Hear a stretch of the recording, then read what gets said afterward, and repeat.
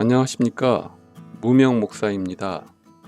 코로나19로 모두가 힘든 시기지만 주님의 은혜로 승리하는 한 주가 되시기를 기도하겠습니다.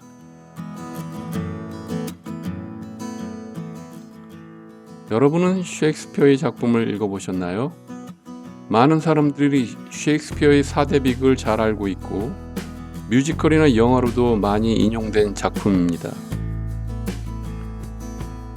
이렇게 유명한 작품을 쓴 셰익스피어가 왜 그토록 유명한지 많은 사람들이 다양한 의견을 개진하는데요.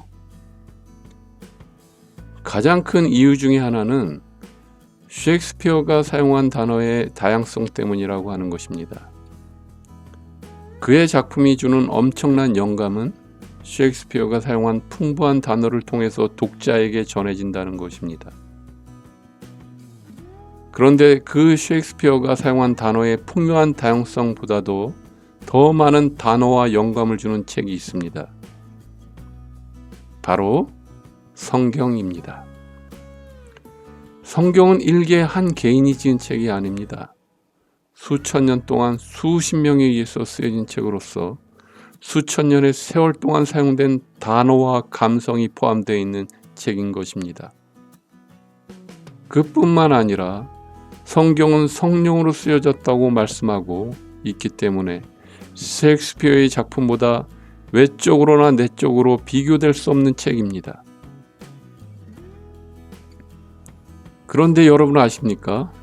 셰익스피어의 작품에는 있는데 더 방대한 단어와 영감을 사용하고 있는 성경에는 없는 것이 무엇인 줄 아십니까? 바로 유머입니다.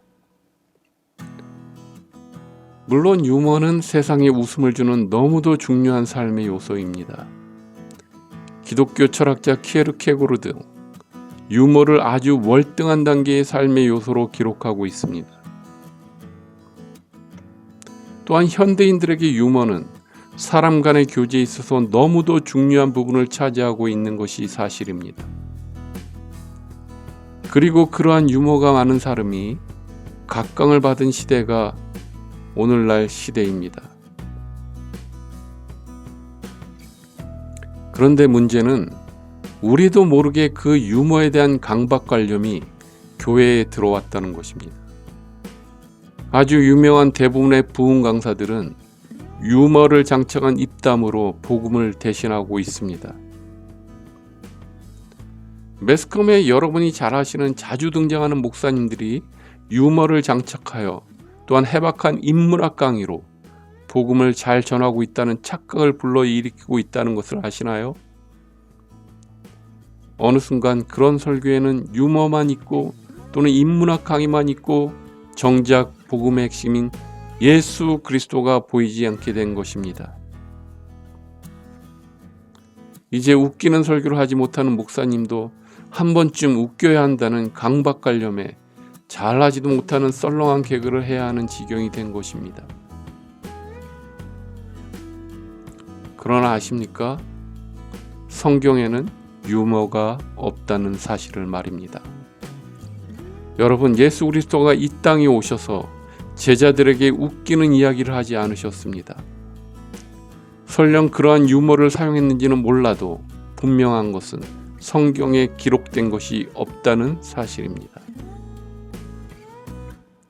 만약 예수님이 제자들에게 너무도 웃긴 이야기를 했다고 한다면 성경의 저자가 아마도 그것을 기록했을 것입니다. 그러면 도대체 왜 예수님은 제자들에게 단 한 번도 유머를 사용하지 않으셨을까요? 그 이유는 단 한 가지입니다. 성경은 너무도 처절한 피의 이야기를 유머로 대신할 수 없었기 때문입니다. 성경은 한마디로 말하면 피로 시작해서 피로 끝나는 이야기입니다. 구약은 온통 번제물의 피를 내어 바치는 제사 방식이 근 몇천 년 동안 전해졌고 신약에서는 마침내 영원한 번제물이 되시는 예수 그리스도께서 온 세상을 위해 십자가에서 피를 뿌리는 이야기인 것입니다. 너무도 처절한 피의 이야기이기 때문에 유머가 없는 것입니다. 한마디로 성경은 가벼운 이야기가 없습니다. 그렇다고 해서 유머러스한 세상을 제가 폄하하고자 하는 것이 아닙니다. 저도 웃기고 웃는 세상이 아름답다는 것을 너무도 잘 압니다. 주님이 웃음이 가득한 평강과 희락의 세상을 위해 오셨다는 것을 잘 알고 있습니다. 그러나 현재 기독교는 너무도 가볍다는 것입니다. 그래서 그 가벼움으로 도처에 문제가 발생하게 된 것입니다. 여러분, 우리 기독교인들은 지난날의 부흥의 시대를 되돌아 보아야 합니다. 여러분, 오늘날 기독교 인구가 기하급수적으로 줄어들고 이단이 늘어나는 가장 큰 이유가 무엇일까요? 그것은 성경이 그토록 진지하게 말씀하는 피해의 이야기가 마음속 깊이 뿌리 내리지 못하였기 때문입니다. 수십 년 동안 우리는 기독교 부흥기를 거치면서 수많은 유머가 담긴 설교들을 들어왔습니다. 유튜브와 기독교 방송을 보면 너무도 유머러스한 모습을 보여주는 목사님들의 설교를 쉽게 접할 수 있었습니다. 또한 기독교의 박사를 자청하시는 목사님들에 의해서 수준 높은 인문학 강의 같은 설교를 들어왔습니다. 그런데 왜 기독교 인구는 줄어들었을까요? 교회는 부흥기 때보다 더 휘황찬란해졌습니다. 교회 건물은 너무도 웅장하게 지어졌고 교회마다 다양한 조직이 만들어졌고 방대한 땅을 하나님의 은혜로 받았다고 말합니다. 그런데 왜 기독교 인구는 점점 더 줄어들었을까요? 군소신학교가 가장 많은 나라가 대한민국 기독교입니다. 또한 교회마다 다양하고도 재미있는 기독교 프로그램으로 가득 차 있습니다. 그런데 왜 기독교 인구는 기하급수적으로 줄어든 이유가 무엇이었을까요? 단 한 가지, 복음이 뿌리를 내리지 못하였기 때문입니다. 복음이 뿌리 내리지 못했기 때문에 흔들리는 믿음이 떠나게 한 것입니다. 이것은 온통 유머러스한 설교와 인문학 강의가 되어버린 설교로는 진정한 복음이 뿌리 내리게 해주지는 못하였다는 증거인 것입니다. 그러면 왜 복음의 뿌리를 내리는 데 실패했을까요? 한마디로 피해 복음을 전하지 못하였기 때문입니다. 예수 그리스도가 나를 위해 죽고 부활하신 것이 마음속에 뿌리 내리지 못한 것입니다. 주님이 하늘의 영광을 마다하시고 십자가에서 자신들을 위해 죽었다는 그 복음의 내용이 마음에 자리 잡지 못하였기 때문입니다. 예수 그리스도가 나를 위해 피를 흘려 죽었다는 것이 마음에 새겨지면 주님을 떠나려 해도 떠날 수가 없는 것입니다.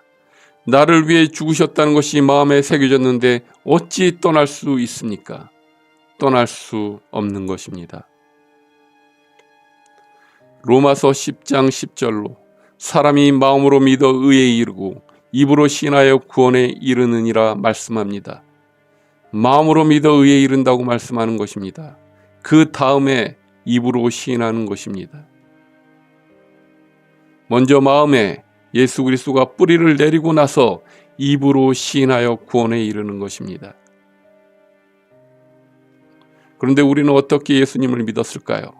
먼저 입으로 예수 그리스도를 시인하는 데는 성공했습니다. 그리고 우리는 그것을 기독교의 부흥이라고 말했습니다. 그런데 정작 문제는 마음에 예수 그리스도를 영접하는 데는 실패한 것입니다. 마음에 예수 그리스도라는 복음이 뿌리를 내리지 못하니 흔들리는 신앙인들만 가득 차게 된 것입니다. 다시 피의 복음으로 돌아가야 합니다. 예수 그리스도가 나를 위해 죽고 부활하신 그 복음의 능력이 내 안에, 여러분 안에 견고히 자리 잡도록 해야 하는 것입니다. 이제 다시 시작해야 합니다.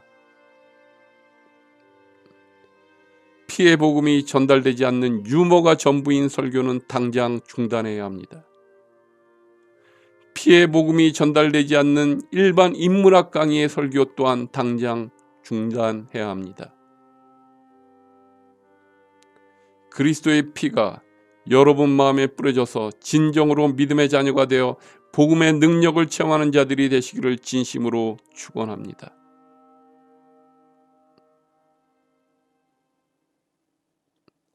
마지막으로 저는 매일 한 끼 금식 기도를 하는 목회자입니다. 고난 가운데 있는 분이나 기도가 필요하신 분이 계시면 댓글 또는 이메일로 사연을 남겨주세요. 연락 주신 모든 분들을 위해 기도하고 진심으로 중보하겠습니다. 감사합니다.